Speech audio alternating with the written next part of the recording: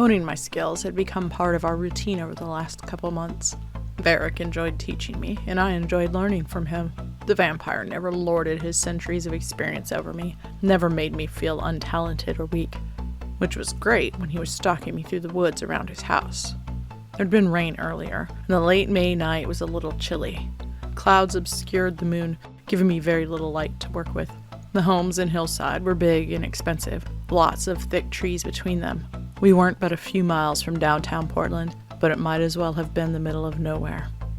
I moved in pauses, darting from one tree to the next, reaching out with my senses at every bole. The point of this exercise was to see how well I could cloak myself by hiding my aura. The vampire gave me a 10-minute head start, then would hunt me down. I got farther and farther each time we played this game, my psychic powers letting me blend into the surroundings better each time. With all the leaf litter and underbrush, Varric wouldn't be able to move quietly, no matter how much he damped down his aura. I wouldn't be able to pick up his emotions until he was right on top of me, but I counted on hearing him first. Something rustled nearby, and I stiffened on high alert. Holding my breath, I pulled my aura as tight as possible, hoping to cover my heartbeat. I couldn't make myself disappear from people's perceptions like Varric could, but I was getting pretty good at hiding. Animal awareness told me a raccoon family was the source of the noises. It was handy to perceive the life signs of other creatures. Releasing my breath, I darted to the next tree. Varric's arms wrapped around me from behind before I made my destination. I gave a brief cry as I tried to escape. In a burst of movement, I stomped on his foot, threw myself forward, and twisted the pressure points in his thumbs. Against a mortal assailant, I'd have been free. My German lover was impossibly strong and simply held still as I fought.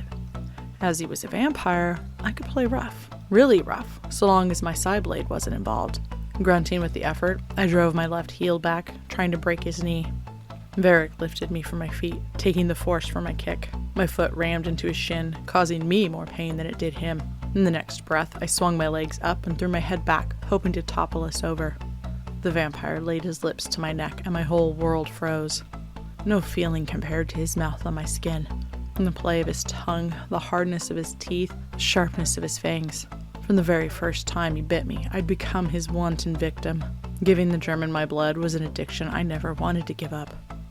Mein Liebchen is getting better at this. His voice was low, not quite a purr, and I sighed as his breath washed over my skin.